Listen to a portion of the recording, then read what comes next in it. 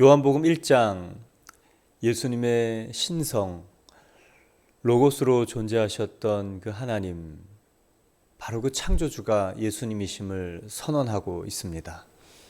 그리고 그 예수님을 창조주요 또 구원주로 선언하고 있는 한 사람, 바로 세례 요한입니다. 세례 요한은 자기의 분량, 그리고 자기의 분량이 아닌 것을 아니다라고 얘기할 수 있었습니다. 세례 요한의 가장 큰 특징 중에 하나는 바로 삶이 달랐습니다. 다른 삶을 살았기에 많은 사람들을 일상의 또 평범한 생활에서 광야로, 다른 말로 하면 하나님에 대한 기대가 있는 곳으로, 하나님의 임재로, 회개하는 그 자리로, 애통하게 자기를 쳐다볼 수 있는 자리로 나오게 할 수 있었습니다. 이 세례 요한, 다른 삶, 그래서 다른 사람 삶의 근본이 무엇이었는가? 자기는 자기 정체성, 무엇이 아니다. 분량 밖의 일을 자기 것으로 취하지 않았습니다. 다른 삶을 살 수 있었던 두 번째 이유, 이사야 40장에 광야에서 외치는 소리, 하나님의 길을 평탄케 하라, 예비케 하라 라는 그 말씀을 본인의 말씀으로 취하고, 하나님의 약속의 그 말씀을 자기의 분량으로 잡고, 말씀을 붙잡고, 그리고 침노하는 것입니다. 자기의 영광, 세상이 주는 유익에 대해서는 아니요 라고 자기 분량을 정확히 선을 그었습니다. 그러나 믿음의 분량에 대해서는 걸어갔습니다. 붙잡았습니다. 취했습니다. 선언했습니다. 그래서 예수님께서 여자가 낳은 자 중에 가장 큰 자라고 세례 요한을 말했습니다. 오늘 본문은 아주 유명한 본문이죠. 세례 요한이 예수님의 나오심을 보고 예수 그리스도의 정체성을 한마디로 딱 정의합니다. 어떻게 이렇게 눈이 열려서 그것을 바라볼 수 있었을까? 어떻게 예수 그리스도가 어떠한 존재로 이 땅에 오셨는지를 한 단어로 요약할 수 있을까? 너무 놀랍습니다. 이 세례 요한, 오늘 말씀 29절을 보면 이튿날 요한이 예수께서 자기에게 나오심을 보고, 이튿날이란 그 다음 날일 수 있지만 요한복음에서는 보통 며칠이 지난 이후에라는 관용적인 표현입니다. 세례 요한의 설명이 정체성, 나는 무엇이 아니요 광야에서 외치는 소리요라는 그 설명, 그리고 세례를 주는 이 베다니, 요단강가의 베다니를 지나서 며칠이 지나서 요한이 예수께서 자기에게 나오심을 보고, 그리고 하나님의 어린 양이라는 그 말을 합니다. 여러분, 요즘 예수님께서 나에게 나오시는 것이 보입니까? 세례 요한은 예수님이 자기에게 나오시는 것이 보였어요. 세례 요한에게는 수많은 사람들이 있었습니다. 세례 요한에게 나오는 무수히 많은 사람들이 있었습니다. 그런데 그 많은 사람들 속에서 예수님이 다가오시는 것을 볼 수 있는 사람이었습니다. 저 여러분이 그 눈이 있기를 바랍니다. 예수가 다가오심을 보면서 하나님의 계획을 보는 거죠. 아, 하나님의 계획하신 분이 오시는구나를 볼 수 있었습니다. 조금 더 얘기하면 하나님의 어린 양, 하나님의 계획의 핵심, 하나님의 이 인간을 위한 구속사역의 핵심, 하나님의 어린 양을 본 것이죠. 이걸 조금 더 다른 말로 얘기하면 예수님께서 걸어오심을 보고 죽음의 그림자가 드리운 그 사람을 보고 하나님의 계획을 볼 수 있는 비범한 영성이 세례 요한에게 있었다는 것입니다. 여러분, 죽음의 일들, 이 죽음이 드리워진 일 속에 하나님의 계획을 볼 수 있으십니까? 세례 요한의 이 비범함의 영성이 저와 여러분 가운데 오늘 있기를, 눈이 열리기를 축원합니다. 이 십자가의 관점이 없으면 하나님의 계획을 볼 수가 없습니다. 자기에게 일어나는 일이 삶의 해석이 안 되고 엉키고 꼬여요. 예, 이 죽음이 드리워진 일에 대한 십자가의 관점이 없으면 내 앞에 있는 일은 그냥 불행한 일입니다. 슬픈 일입니다. 가슴 아픈 일입니다. 사고요, 사건이요, 애통함으로 끝납니다. 그런데 이 세례 요한, 죽음이 드리워진 그 한 사람이 걸어오는 걸 보면서 위대한 하나님의 계획을 선언하죠. 여러분, 사업이 망했는데 하나님의 계획하심을 볼 수 있는 사람도 있어요. 죽음 앞에 섰는데 하나님의 계획에 눈이 열린 사람도 있어요. 주중에 한 집사님 문자를 받았습니다. 목사님, 의류 사업을 하시는 분이죠. 큰 매장을 정리했습니다. 매장과 직원을 정리하는 과정, 그 몇 달 동안에 계속 눈물을 흘리고 징징거리고 질질 매면서 살았습니다. 그리고 사업의 성공이 나에게 축복이 아니라 자아를 보는 게 진짜 축복이라는 것을 깨닫습니다. 저는 제가 좋은 사람인 줄 알았고 믿음이 있는 사람인 줄 알았는데 저의 바닥을 보았습니다. 그래서 비로소 정말 하나님 말씀이 마음에 들어오기 시작했습니다. 여러분, 사업이, 성공이 하나님의 영광이라고 우리는 생각합니다. 그러나 하나님의 영광은요, 우리 자신을 정말 깨닫고 바라볼 수 있는 눈이 열리는 것이 하나님께 가는 축복이고 하나님께 영광을 돌리는 시작입니다. 이 죽음이 드리워진 일 속에 하나님의 계획을 보는 것. 제 제자 중에 7년차 전신마비 유튜버가 있습니다. 위라클 박위.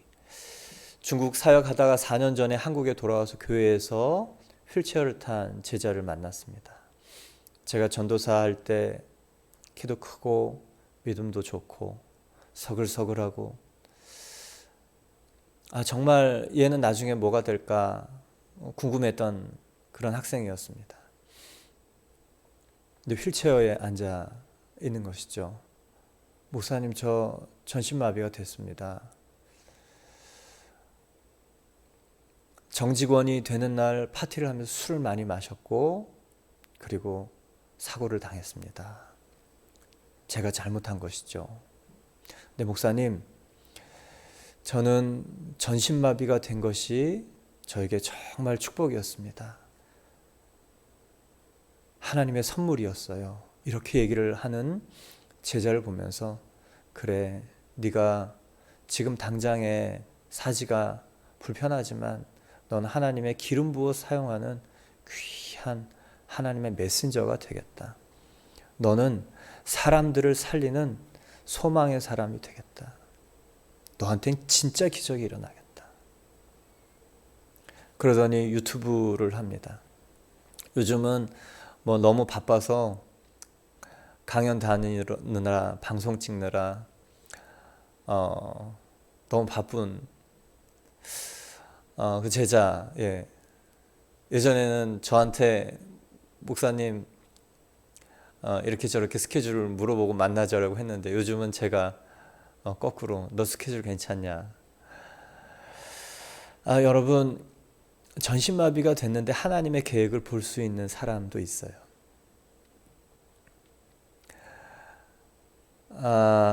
여러분 어떠십니까? 불행해 보이는 일 속에 하나님의 계획이 보이십니까?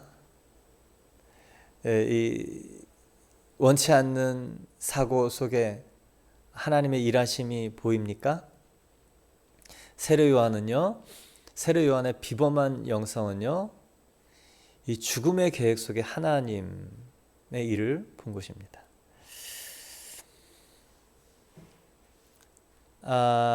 그게 안 되면 그냥 불행한 일은요, 괴로움이고 고통이고 원망이고 탓이고 축자사자 다른 사람 탓합니다.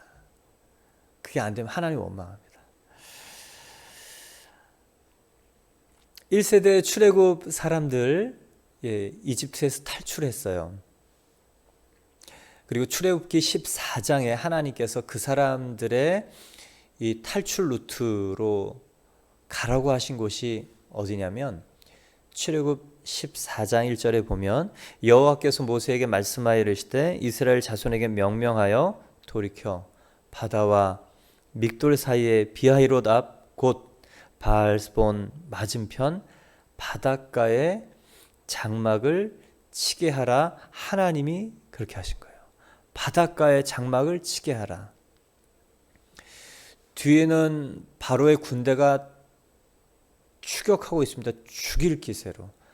그런데 앞에는 바다가 있어요. 이것을 외통수라고 합니다. 다른 길이 없는 거예요. 근데 이 길을 누가 정했냐? 하나님이 정해주신 길이에요.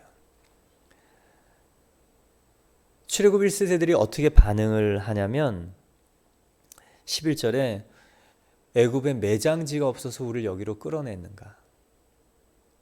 당신이 어찌하여 모세한테 이렇게 우리를 애굽에서 이렇게 끌어내어 죽게 하느냐?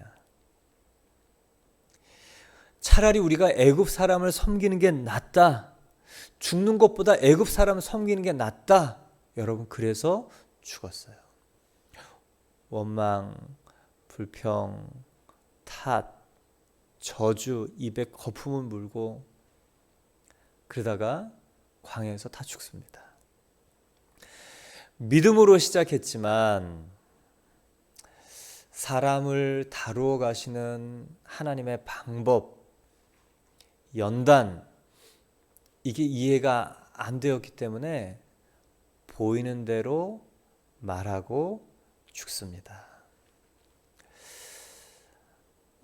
그래서 여러분 중요한 게 뭐냐면 십자가를 지나가야 돼요.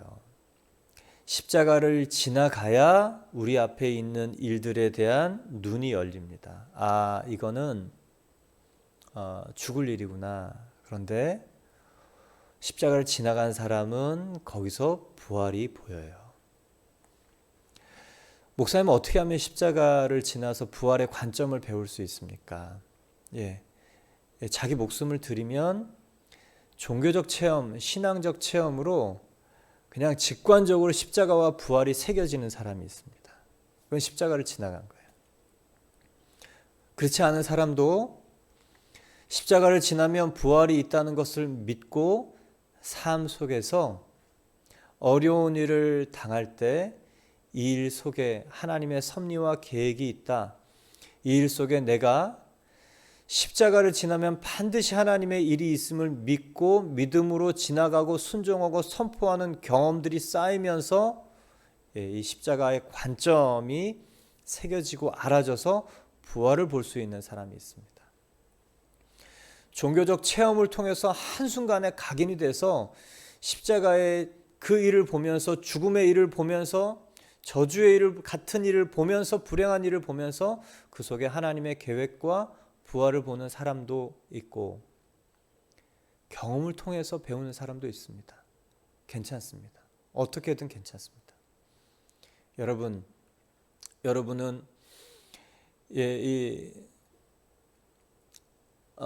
죽음의 일, 저주 같은 일, 또 망한 일 같은 일, 또 사건 사고 이 일 속에 출애굽 1세대처럼 하는 사람입니까? 아니면 세례 요한처럼 여호수아와 갈렙처럼 반응하는 사람입니까? 제 아무리 신앙생활 연수와 그리고 무슨 말을 해도 그 사람의 신앙은 불행해 보이는 그 일 앞에서 정확한 신앙의 무게가 측량이 됩니다. 그래서 중요한 게 있어요. 여러분, 십자가를 지나가야 됩니다. 십자가를 지나가면 죽을 것 같지만, 아니 죽었지만 살리신다는, 죽었다가 살리시는 하나님을 경험하는 거예요. 그러다 보면 내 앞에 있는 일, 그거 별로 어렵지 않게 해석이 됩니다. 그래서 여러분, 십자가를 지나간 사람, 십자가의 관점을 배운 사람, 그 사람은요, 그 사람을 통해서 하나님의 운행하시는 스케일이, 그 사람을 통해서 하나님이 일하시는 스케일이 굉장히 커져요. 십자가의 관점이 내 안에 있는 사람은요, 하나님의 운신의 폭이 그 사람을 통해서 굉장히 커집니다. 성경은 계속 그런 사람을 찾아내고 있어요.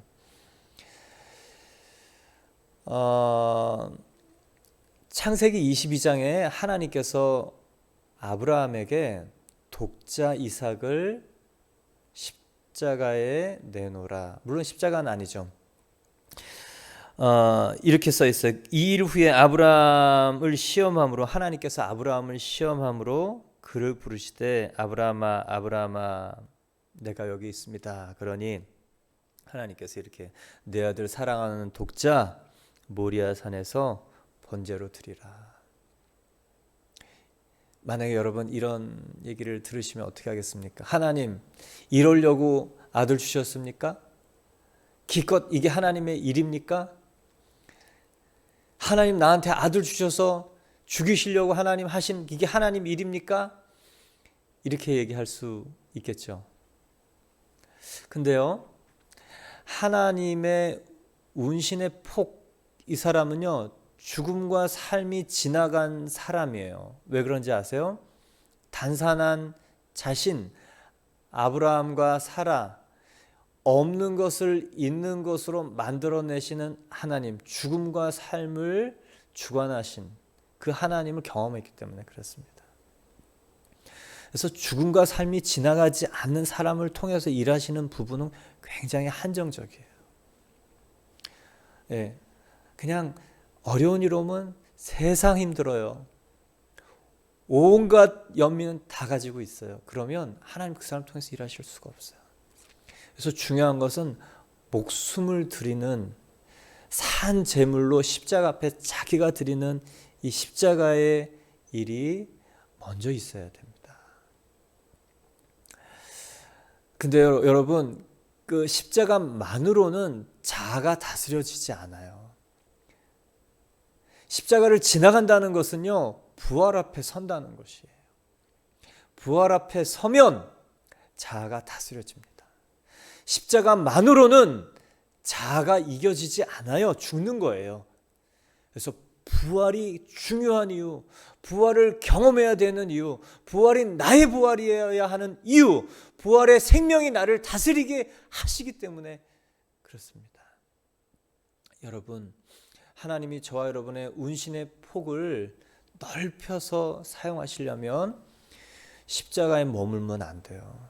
부활까지 가야 됩니다. 이렇게 아브라함뿐만 아니라 사도 바울도 마찬가지예요. 고린도후서 4장을 보시면 이렇게 써 있습니다. 고린도후서 4장 8절에 우리가 사방으로 우겨쌈을 쌓여도 당하지 아니하고 쌓이지 아니하고 답답한 일을 당하여도 낙심하지 아니하며 박해를 받아도 버림받지 아니하며 거꾸로 뜨림을 당하여도 망하지 아니하고 우리가 항상 예수의 죽음을 몸에 짊어지며 예수의 생명이 우리 몸에 나타나게 하려 함이라.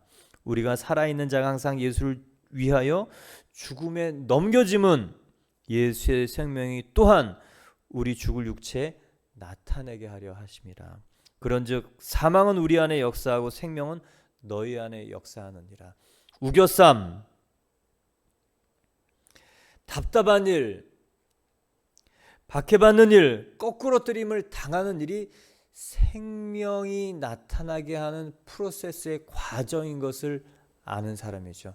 십자가 지나서 부활의 생명이 나타난 거다는 것을 아는 사람이에요. 그래서 여러분, 부활이 나의 부활이어야 됩니다. 부활하신 예수님이 내 안에 살아계신 게 인지가 되어야 됩니다.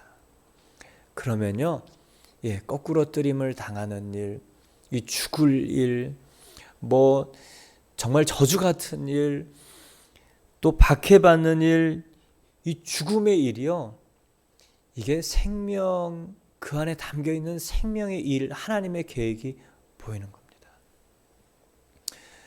그래서 기독교인들은 십자가를 지나가야 돼요. 십자가에서 머물면 안 됩니다. 지나가서 부활을 만나야 됩니다. 여러분, 이 십자가의 관점, 그래서 이 십자가의 연합 통해서 이 부활의 연합을 체험하게 되는 것입니다.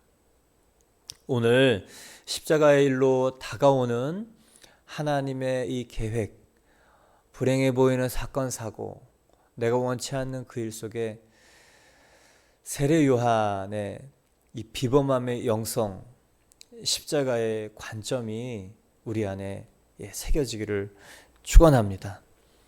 정말 그래야 하나님께서 우리를 통해 마음껏 일하시거든요. 아브라함을 통해서 이 죽음과 삶을 지나가 본 사람을 통해서 일하시는 운신의 폭, 역사하시는 범위 다릅니다. 그러면 그 사람은요, 다른 사람 똑같이 광야에 세워서 하나님의 일을 볼 수 있게 해요. 불러냅니다. 흔들어서요, 땅에 던져버려도 그 사람이 살아날 것을 알아요. 그래서 깨뜨릴 수 있어요. 하나님이 일하시는 범위는요, 이 죽음 밑에 음부에서부터 천국까지입니다. 두려워할 것이 없습니다. 이제 세례 요한이 예수님께서 자기에게 나오심을 보고 딱 한마디 합니다. 세상 죄를 지고 가시는 하나님의 어린 양을 보라. 예수 그리스도의 정체성에 대한 딱 한마디. 인간의 몸을 입고 오신 예수 그리스도의 사명에 대한 딱 한마디. 너무도 압축적이고 정확하게 하나님의 계획을 선언하는 한마디입니다. 세상 죄를 지고 간다, 짊어진다로 끝이 아니고요, 그것을 짊어지고 제하시고 없애시고 처리하시는 그분이 바로 예수님이십니다.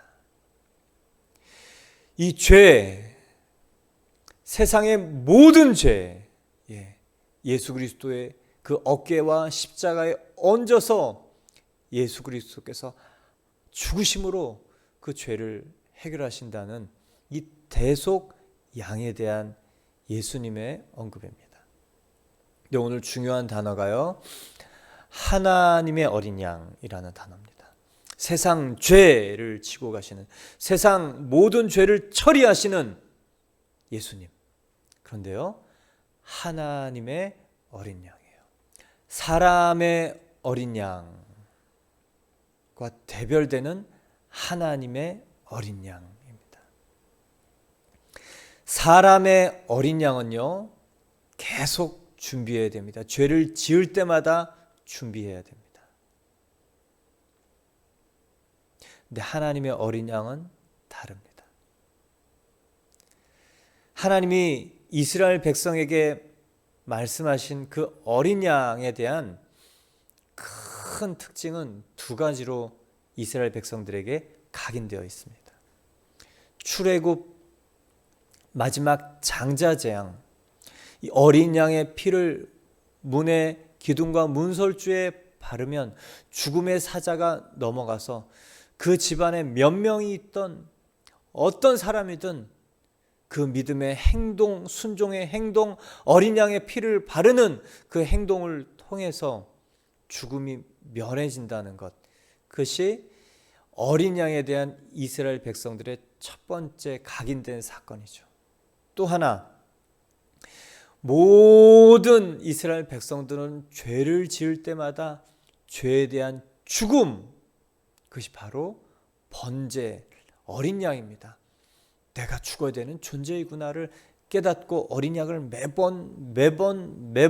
매번 드리는 바로 그 구약의 모든 제사가 어린 양에 대한 이스라엘 백성의 두 번째 각인된 것이죠.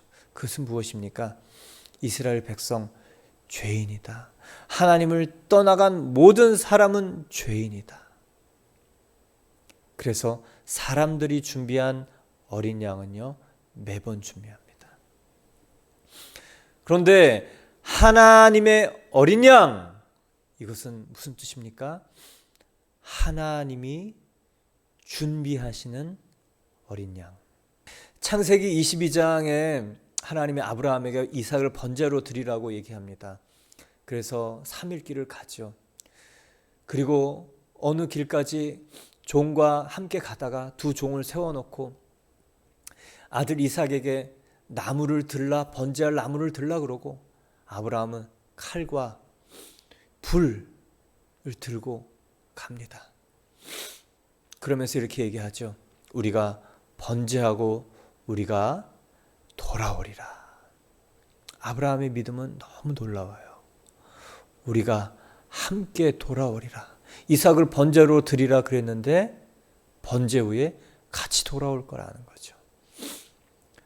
근데 아무리 가도 그 아들 이삭은 이상한 거예요. 묻습니다. 아버지요, 번제할 나무도 있고 불도 있고 칼도 있는데 번제는 어디 있습니까? 번제할 양은 어디 있습니까? 만약에 여러분이 이런 질문을 듣는다면 무슨 대답하겠습니까? 속으로 내가 말하지 못한 게 있는데 바로 너야. 하나님이 널 주셔가지고 근데 바치래. 이게 무슨 짓이야? 그러지 않겠습니까? 그 연민에 빠져서, 원망에 빠져서 이를 다 그리치고. 그런데 오늘 이 아브라함의 대답이 참 놀라워요. 22장 8절에 보면요, 이렇게 써 있어요. 번제할 어린 양은 하나님이 자기를 위하여 친히 준비하시리라. 대단한 멘트죠. 여러분, 정말 이 십자가의 관점이 아직 해석이 안 되면 이 불행한 일, 죽을 일, 죽음이 드리운 일, 또 이 사건 사고 이 앞에 하나님이 친히 준비하신 일입니다. 믿음으로 이렇게 말할 수 있길 바랍니다. 그리고 묵묵히 자기 일을 해나가는 거죠. 아들을 묶어요. 그리고 죽이려고 칼을 듭니다. 천사가 나와서 아브라함아, 아브라함아, 멈추라. 내가 너의 믿음을 봤다. 독자 아들 이삭이라도 아끼지 않는 하나님 말에 순종하는 내 믿음을 보았다. 여러분, 그 순간 아브라함이 이렇게 눈을 돌려서 숫양이 그 나무 숲풀에 걸려 있는 것을 보지 않습니까? 성경은 이렇게 기록합니다. 22장에 아브라함이 눈을 들어본 즉 한 숫양이 뒤에 있는데 뿔이 숲풀에 걸려 있는지라 그 숫양을 가져다가 아들을 대신하여 번제로 드렸더라. 아브라함이 그 땅 이름을 여호와 이레라 하였으므로 오늘날까지 사람들이 이르기를 여호와의 산에서 준비되었다 하리라. 여러분, 하나님의 어린 양, 하나님이 친히 준비하신 제물입니다. 이삭 번제는 아들 대신 어린 양을 준비했습니다. 그러나 구약의 수없는 어린 양 대신 하나님은 아들을 준비하셨습니다. 그래서 보라, 세상 죄를 지고 가는 하나님의 어린 양을 보라 라는 이 말 속에 두 가지가 보여야 됩니다. 하나는 나의 죄예요. 믿음 없는 거, 그건 뭐 이해가 됩니다. 당연히 우리 믿음이 없죠. 근데 믿음은 어디서 생기냐? 내가 죽어야 될 존재, 내 자아가 정말 하나님의 일들을 보지 않고 보려고 하지 않고, 그리고 내가 내 생각, 내 판단, 내가 주인 되어서 모든 것을 하고 있는 내가 바로 지옥 갈 죄인인 것을 깨닫는, 그래서 죄를 지을 수밖에 없는 존재인 것을 깨닫는 것이 바로 하나님의 어린 양을 보면서 깨달아야 될 첫 번째입니다. 나는 정말 죽을 수밖에 없는 죄인이었구나. 이 어찌할 거의 체험, 이 심령이 십자가 앞에서 통곡하면서 긍휼을 하나님이 하신 그 일에 대해서 정말 감격하는 그 은혜, 그 말로 설명할 수 없는 죄스러움, 미안함, 감사, 그 일이 우리 가운데 있기를 축원합니다. 또 하나는, 하나님 나를 너무너무 사랑하시는구나. 이 쓸데없는 자를 너무 귀히 여기시는구나. 내가 이 사랑을 어떻게 감당할 수 있을까? 나에게 있는 거 몸밖에 없으니 목숨 들여서 정말 그 사랑 전해야 되겠다.